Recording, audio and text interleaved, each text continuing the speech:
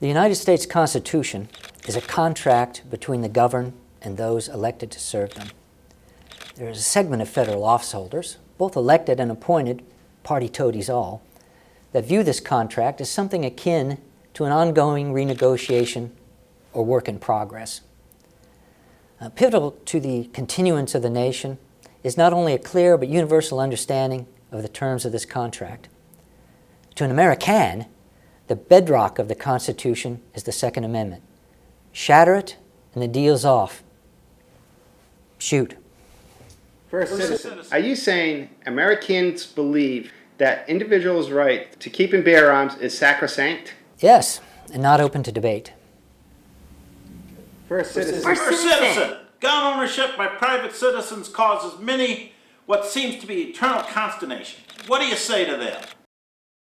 My Constitution gets tied in a knot having to debate what the framers of the Constitution meant or intended with each election cycle. Isolated incidents provide Democrat the drumbeat to advance their broken record agenda, catching the Republicans desperate to explain away psychotropically drugged, gun-toting oddities.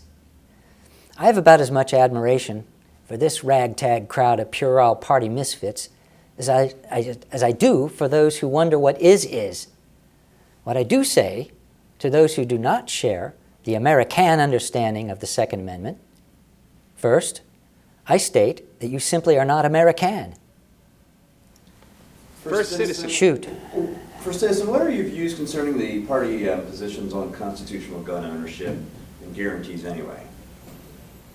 Neither party's position is the least bit palatable to an American. The Republican is comfortable with a creep toward adoption of the Democrat position, which is obviously an outright ban on private gun ownership.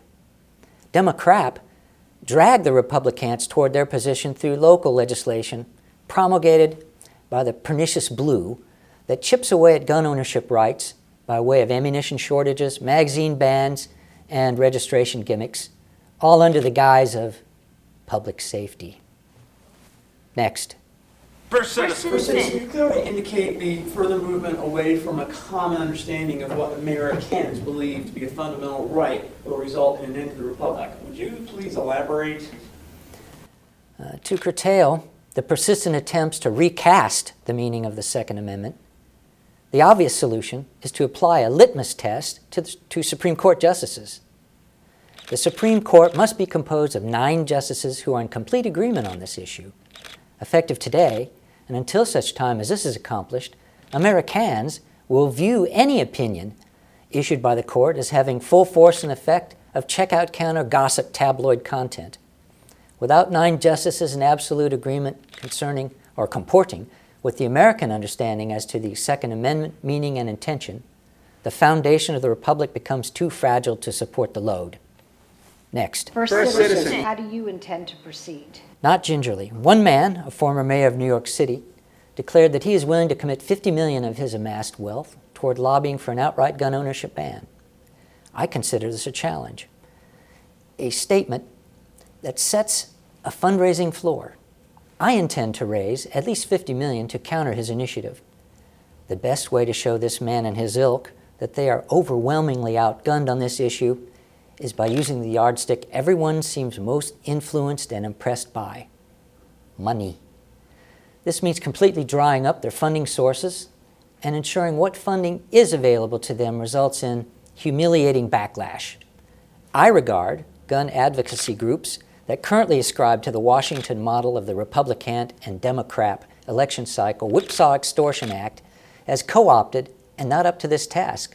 To start us down this road, I'm asking contributors to make a clear statement through the firstcitizen.us fundraising portal. This financial goal can be easily reached if contributions are based on something as simple as $1 per gun or round of ammunition they possess or wish they had.